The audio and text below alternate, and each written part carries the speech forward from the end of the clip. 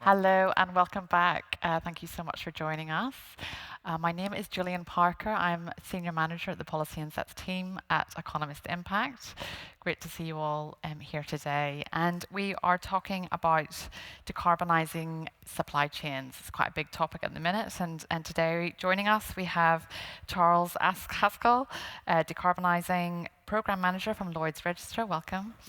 Toshikazu Shiomi, who's Vice President of Ocean Network Express. Thank you so much for joining us. And Michael Walls, Director, Marine and Cargo Leader from Asia of Marsh. Thank you so much for joining us today.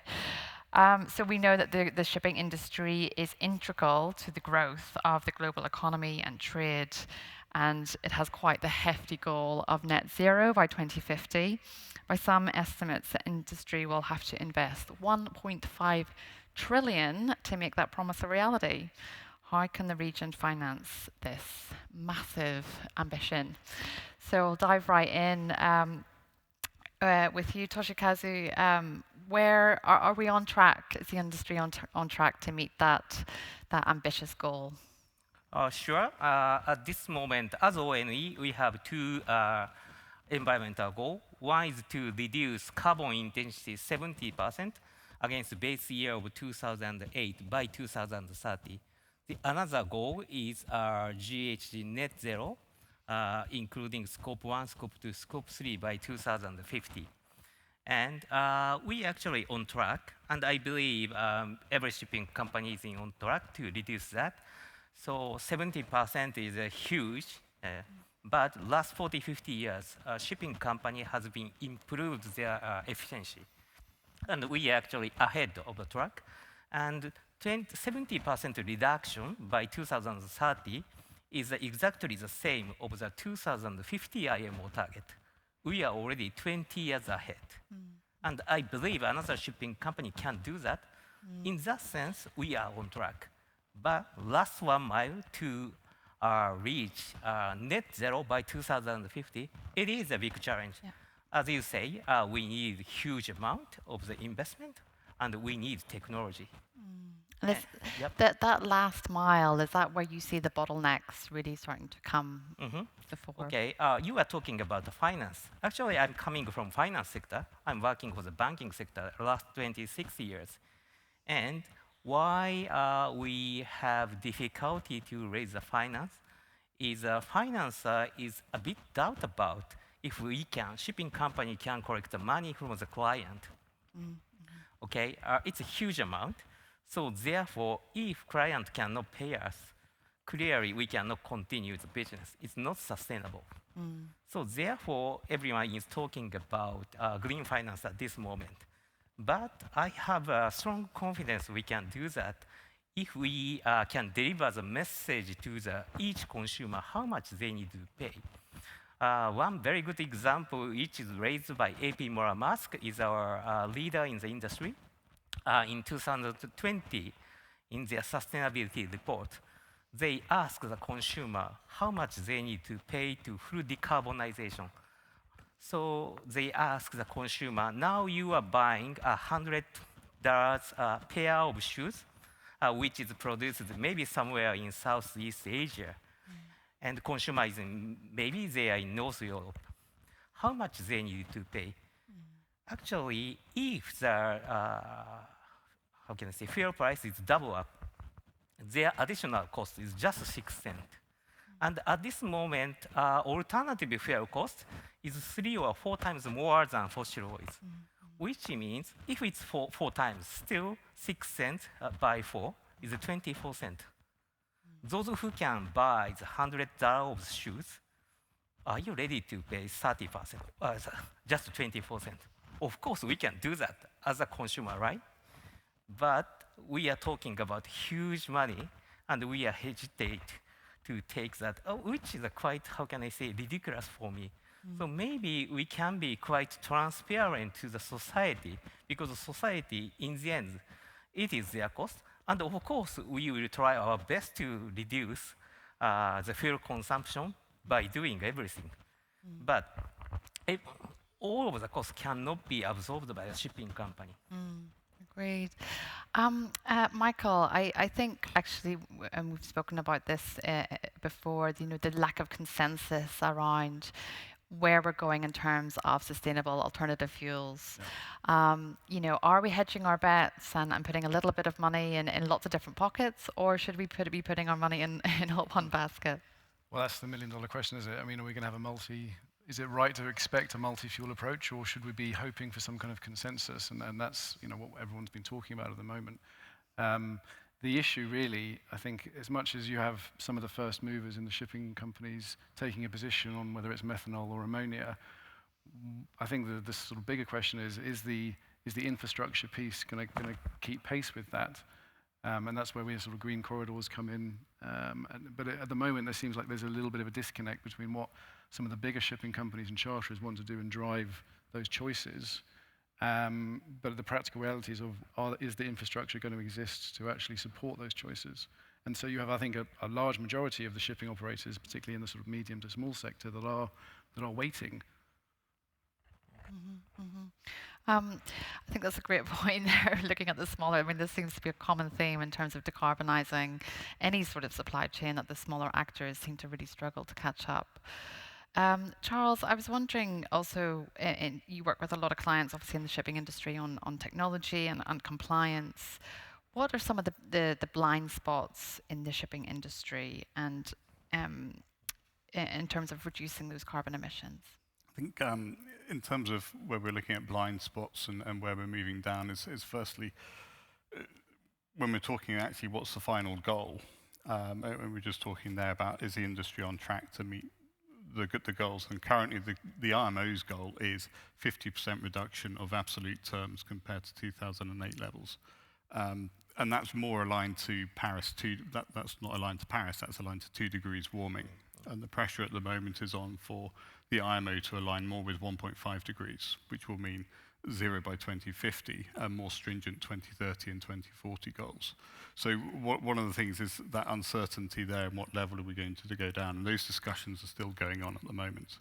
But even if we look at 2008, the sort of the current goal of 50% is the analysis shows, and from work we did with UMass back in 2017, that even to get down to 50%, we still need to move to zero-emission vessels by 2050.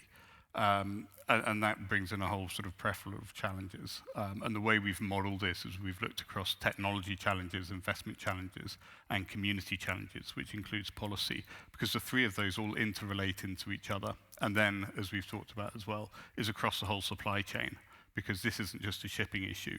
We talk about the $1 million challenge. As you said, it's a $1 trillion challenge. Mm-hmm. And the focus of that effort is really on the landside infrastructure. Mm. So we've looked at the readiness across all these levels. We've modelled it, we've put it in a tool. And actually the investment readiness is really the sort of the lowest across all the fuels. It is the lowest part of where it comes down. And again, coming onto Green Corridor, so this is why we've initiated a Green Corridor based here in Singapore, looking at the intra-regional trade. Is very much, right, how do we crack this challenge? How do we break that challenge between, when we speak to the shipping companies of, are they going to invest in ships? Well, the fuel's not available. When we speak to the fuel suppliers, they're saying, well, we don't have enough aggregated demand. We have conversations with shipping companies, but they're not actually willing to commit.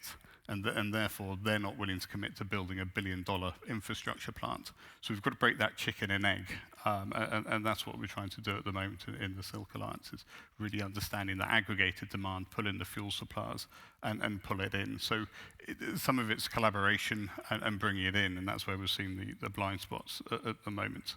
And then as soon as that starts, then we have a whole peripheral, and some of the analysis from the work we're doing at the moment shows the other challenges that really the key is the earlier we start the transition, the less risky it is from an investment decision. It's also less risky from a safety perspective. We have time to learn about the new fuels and build in consistency and regulations. It also gives us more time to train the seafarers. And it was raised during COP27 with the Just Transition, the Maritime Just Transition workforce. We need to train 80,000 seafarers by 2030. That's a considerable number. If we don't have the people on board, we can't operate the ships. So there's a whole plethora of things there which needs to sort of move together all at the same time. Okay. And that's only going to be driven by stronger and consistent policy. I mean, it sounds as if there's a huge amount to do before we even get to beginning that last mile challenge in terms of hitting those ambitious goals. Um, Part of that investment risk is also related to, the false dawns and the delays when it comes to alternative fuels. I mean, some of this technology is very nascent. It's not necessarily proven yet.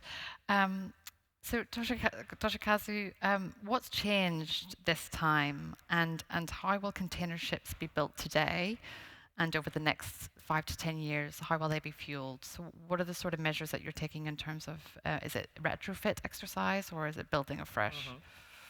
So in the end, we need to be, most cost competitive. Yeah. So therefore, we are taking any kind of action, and we are considering every option, including retrofit and new build as well. So our latest vessel is methanol and ammonia-ready vessel. Uh, i- at the day one, the engine is installed as for the fossil oil because there is no scalable ammonia or methanol uh, at that time, 2 years later. But from the planning stage, we are securing some space for the additional, how can I say, fuel tank, etc., so that we can retrofit this vessel with, how can I say, the most shortest lead time and with least cost. That's what we are doing right now. And at the same time, we are now working with several shipyard and class society to get approval in principle for new alternative fuel vessel so that we can start from the day one as well. Because I joined this position 14, 15 months ago. Every month we see newer technologies coming up. Some just disappear, but some is doing the consistent and significant improvement in the technology. So at this moment, it's too early to gamble some technology. So therefore, our team is working on it so that we don't miss any chance. Yeah, there's a little bit of wait and see going on. But in the meantime, there are new regulations on carbon emissions on ships coming into force next year. What implications will this have for insurance cover, Michael? And are you expecting a lot of ship owners to be caught on the back foot? Or indeed, are there any even opportunities? So, referring to the amendments to Annex 6 of MARPOL, which, so as of 1st of January, vessels will be required to publish and to be certified in two regards. One is energy efficiency and one is carbon intensity. The link with insurance has been raised to me before, and there is one, but it's not quite as a hard line as one might think. So, under the carbon intensity sort of scheme, vessels will be required next year to go through that process, and then by March 2024, I think, they will start to be given a grade from A to E. Those who receive a D or an E rating, those vessels will need to go through or start to go through a process of self-improvement. Now, depending on D or E, there's a different timeline. And given that this is part of essentially SOLAS, which is an international convention, if you read into, which I'm sure you won't ever do, into the policy wording of a marine insurance document, there will be something in there which says that the vessel owner-operator must comply with flag state regulations. And if it doesn't, then your insurance policy will be in jeopardy. So yes, there is a link, but in practical terms, the timeline between having let's say a lower grade and actually your insurance policy being in peril is, well, at least 2 years away minimum. But yes, there is a link there, and certainly all vessel owner operators must take account of that when they're going through their risk analysis. Now, are you getting a sense that firms are anticipating this and trying to get ahead of that? Well, I might defer to my sort of learned friend on the left, but my understanding is that, to be honest, certainly for most vessels that operate long journeys, so we're talking sort of interocean, actually it is not that difficult with measures that are already available to remain within the A to C banding. My understanding is that there are some discussions going on at the MEPC level for vessels that are either coastal or things like shuttle tankers, which have a relatively short distance to go, and therefore their efficiency and carbon intensity it goes through sort of a slightly different analysis process. Charles, I invite you to add some points Yeah, no, there. I'll quickly add on to that in terms of particularly its unintended consequences of some regulation and the regulators thinking of that before the regulation comes out. I mean, Michael mentioned, yeah, vessels will have to be, well, you should be A to C, and D to E will have to come out with an improvement plan. But in terms of enforcement, if it's got an improvement plan on board, then there's very little the regulators can do. They can go on the vessel and say, well, you've been assigned an E rating for the last 3 years, but if they show an improvement plan, that's fine. They can't stop the vessel sailing or anything. The other unintended consequence we can see, particularly on not so much maybe the container trade, but in terms of dry bulk and major charterers, is if you've got a pool of 200 vessels, we will see that charter agreement saying you've got to hand the vessel back at the same rating. Now, it's very easy for younger vessels to maintain their rating. So what we may see is the older vessels doing the longer trade, more carbon output, and the newer vessels doing the shorter trade, less carbon output. So actually, as a whole, we may actually see a larger CO2 output than you would do from other incentives. So yeah, there are implications with carbon intensity index coming out, and it's a case of how does that get managed? And I think the intention from the IMO is more to see what the commercial implications will be from having lower grade. So we'll wait to see what will happen there, and also through the conversations with MEPC, how maybe some of these unintended consequences can be avoided. I mean, what is the sort of enforcement measures that you could see being brought about from this, sort of addressing these issues? Well, I mean, firstly, I mean, from a commercial sense, is if a vessel is rated D to E, what terms of finance and loans will apply to that vessel? Will they be higher vessels? So there's an incentive to actually improve. And also, yeah, if a country can, sort of, if port state control can sort of stop the vessel until solid improvements are done. But that's very difficult because it takes time to do solid improvements. So it's a case of, is your improvement plan actually working and going to at speed? But we'll have to see whether we need different regulation, or as I said, if IMO go down a 1.5 trajectory, then we're going to need a lot harsher 2030 and 2040 targets anyway. So will it be time for different regulation to come in? Toshikazu, I'd love to know your viewpoint on the sort of the new carbon intensity regulations that are coming in. What's your sort of feeling on that? Yeah, as Charles mentioned, if we have 200 vessels in operation, somehow we can say cascade down to the slower trade or something like that, so that we can maintain our carbon intensity in some level. But my point is that, no all vessel is owned by ourselves, which means, how can I say, the relationship with shipowner and charterer is kind of different than as of today, because regulation is for the ship owners. However, we are the one who is operating the vessel.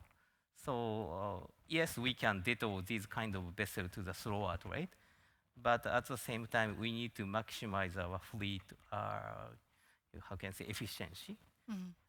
And yeah, as Charles mentioned, how can I say, how we capture the old vessel as the lower grade, and maybe the intention is kick the old no efficient vessel out from the market, so that we can accelerate the decarbonization. Maybe that is a kind of concept, but because of the unclear, how can I say, definition of the wording, so we really don't know what kind of output is coming out. So maybe we need to still communicate with regulator as well as a ship owner and other operator as well. But we need to keep it in mind. We are doing this for decarbonization. Thank you, Toshikazu. I mean, you mentioned there that the cost of going green might be minimal on your sort of $100 Nike trainers. Um, I mean, it does cost to be green. Some of the sustainable options are much more expensive. I think one of the issues maybe with sort of fast fashion and everything else is that they're not reflecting the true cost of what it takes to make some of these products. Um, Michael, do you think consumers are willing to pay for this, for the additional costs, the actual cost of what it takes to go green? I, I'd like to think so. I mean, I think if you use the sort of the Nike trainers, Nike trainers are sort of the symbolic currency for globalization. There are lots of anecdotes about it would only cost another 10 cents or another dollar, and I think that's probably right. I mean, actually, the majority of costs probably aren't in the transportation phase. But one takeaway that I heard from COP recently was that the fashion industry is the second biggest user of water and amounts for roughly 5% of global emissions. But then a follow-on stat was that 65% of consumers want sort of green products, but only 15% are currently buying them or paying for them. Now, I don't know where they get these statistics from, but if there is that kind of delta between those that are willing to do it and those that just currently are doing it, then maybe there's hope. Perhaps. Toshikazu, do you have any viewpoints on that? I mean, I know that it seems like an incremental rise, but as more regulations come in, as the expectations, particularly from, we're seeing more regulations coming from the EU on compliance, on due diligence, that's going to cost companies a lot more, isn't it? I mean, we could see actually the cost of products going up substantially. Not substantially, I believe, from our point of view. Of course, how can I say, the logistic cost, both GHG and money-wise, it's not so huge. But point is that as a consumer, we really doubt about if the cost is true or not, right? So maybe, as I explained in the early stage, we need to be quite transparent, and we are responsible to explain what is the true cost and who can do the best. Yeah. That's the very point. And yes, in aggregate, we are talking about $1 trillion money. Yeah. But in each product, we are talking just about $1 or less than $1. If all of us cannot accept these kind of very small costs, our Earth cannot survive. Yeah. That's my concern, because I have a 19-year-old daughter. We need to keep our green Earth to our next generation. Absolutely, I completely agree. Michael, you going to say something? Well, I just thought of making a side point or observation that, notwithstanding this is the Ocean Summit, we talked about the supply chain. We shouldn't obviously forget about the trucking and the aviation side of it. And I think, if my memory serves, Nike, as using that example again, they, I think, historically have had a real issue with sort of getting over their historical dependence on air freight, which I'm assuming is more of a North America issue rather than global. But again, it's not just about the shipping. Yeah. I mean, is that, Charles, do you feel that sometimes there's too much focus on the shipping and not so much focus on sort of the first mile or the last mile of delivery? Shipping plays a sort of a key role in all of it and coming together. And when we're talking about costs and the risks involved there, we've got this $1 trillion question, and we've seen numbers from 1.5 to $3 trillion. And most of that is based on the infrastructure side. And there'll be other costs as well coming out, such as safety costs, training costs, and all of that.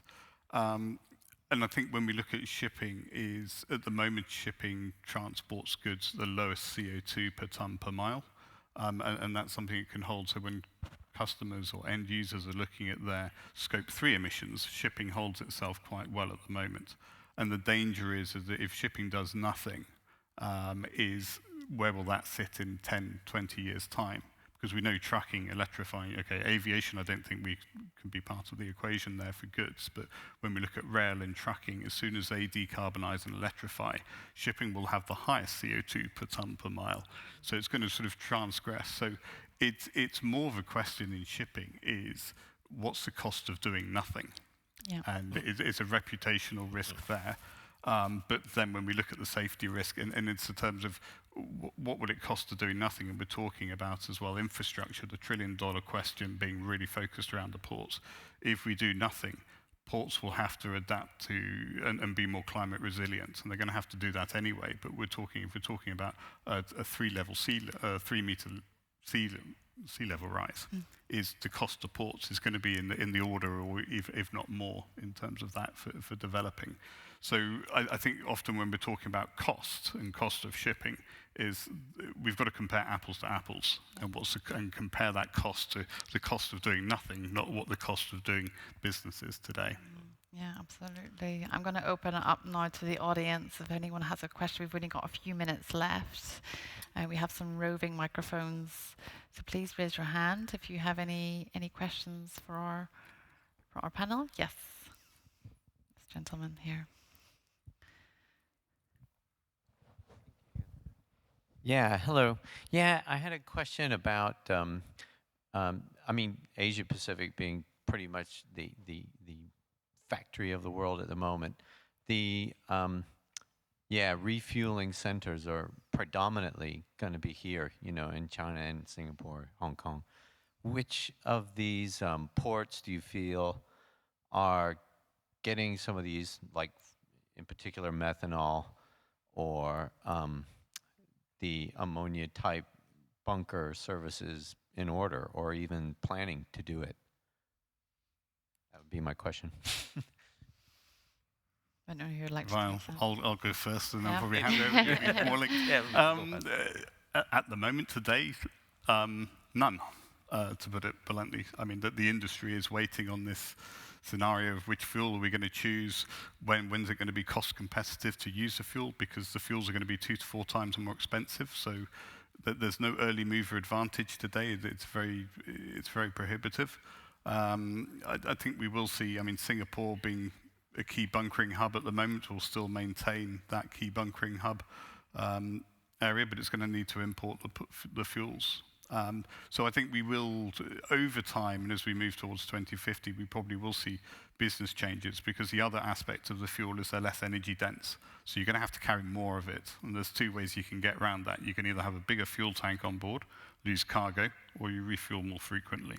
And probably this is a conversation you're having in O&E all the time of, where's that balance? Yeah, we are teaming up with MPA in Singapore, and we form GCMD, and they are researching how Singapore can be still one of the biggest bunkering port. So now we are in the project how we can bunker in ammonium in Singapore, because ammonium is a good fuel for the industry, because it does not contain carbon in their chemical formula, which means when we burn the ammonium, there is no GHG gases coming. But as you know, ammonium is toxic, and especially in Singapore, the port is quite close to the city area. If there is a huge leakage, our life may be risked by that. So we are communicating with Singaporean government where to bunker and what kind of, safety guide is needed. And not only in Singapore, because if we can bunker ammonium only in Singapore, we can operate the vessel. So therefore, we need to speak with other port and other government what kind of average and reasonable safety guide is needed. But I believe that Singapore government has ambition. The Singapore port will be the hydrogen fuel hub port in the region. So which is in line with many of the shipping liners' direction. Therefore, GCMD is getting more member after the establishment of 2-3 years ago. We are one of the founding member, and we are at that time only the shipping liner in the organization. But now we have another big liner in the organization, and another small liners are coming in. Thank you so much. I think we're going to have to wrap up there. Thank you so much to our panel, and thank you so much for attending today and listening and participating. Michael, Charles, and Toshikazu, thank you so much for your interesting insights. Thank you.